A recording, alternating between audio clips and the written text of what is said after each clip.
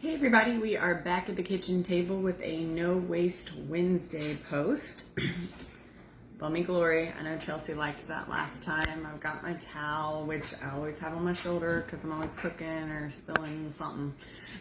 So today I want to talk about compost. I'm going to start this morning by kind of showing you what would go in my compost because no food gets left behind here. Usually I will make a meal.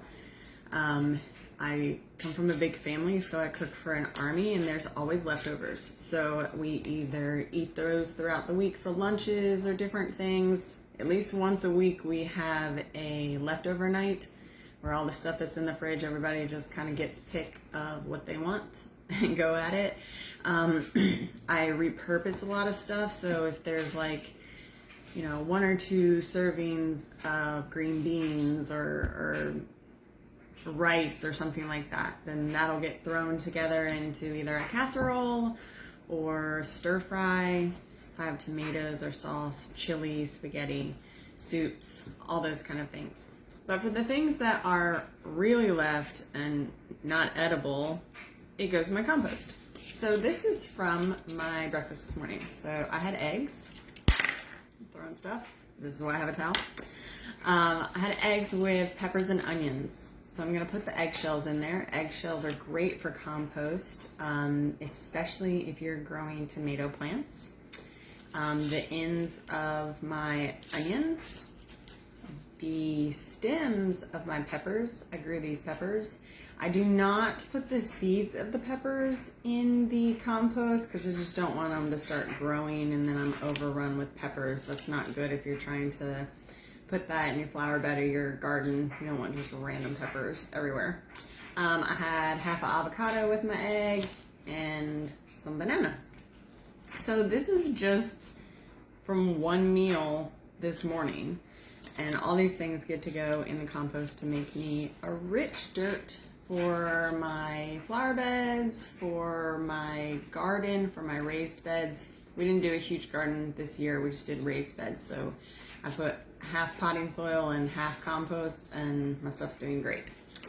Another thing that you're gonna want to put in is some compost starter. I got this probably from Lowe's. You can find it online. I think it was like $5, less than $10. And I think you just put a couple cups to start out. And I've had this bag for over a year, and I still got plenty, so you can use it several times. Another thing we talked about is lint.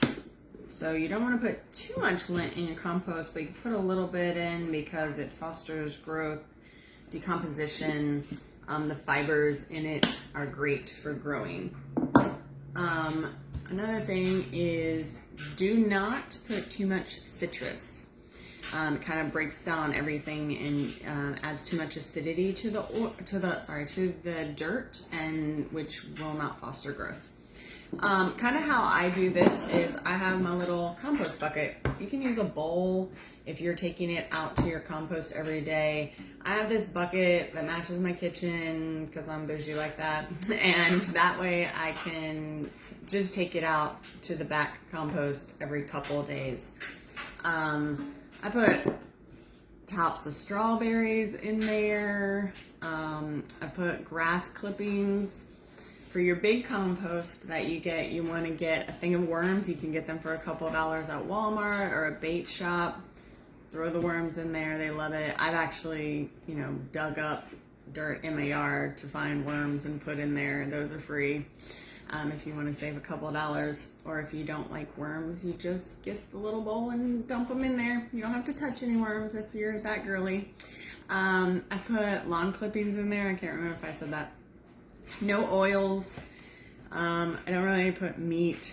I put potato peels. Just pretty much anything that's decomposable. And I will get a awesome rich dirt. So I'm going to pause for just a second and I'm going to walk out to the compost pile to show you what I have. So I'm walking out to the back. I put my compost a little bit farther out into the back by the back corner of the garage Mine's pretty secure, so I'm not really worried about a lot of animals, but you just don't want it up by the house. I mean, it's rotting food, so you don't want the smell, which mine doesn't really smell.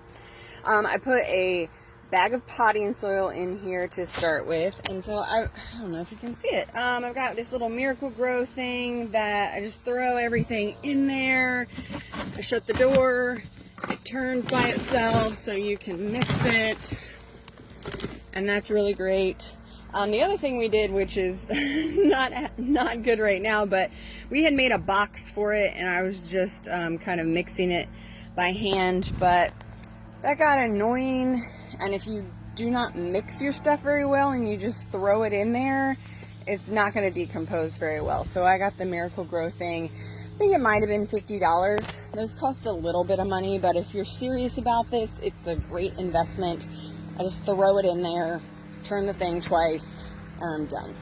So I'm gonna post this online. I hope that it helps somebody, especially in this era of food shortages and everything that's going on. I really recommend having good soil so you can grow good plants. I hope you guys have a great Wednesday. Bye.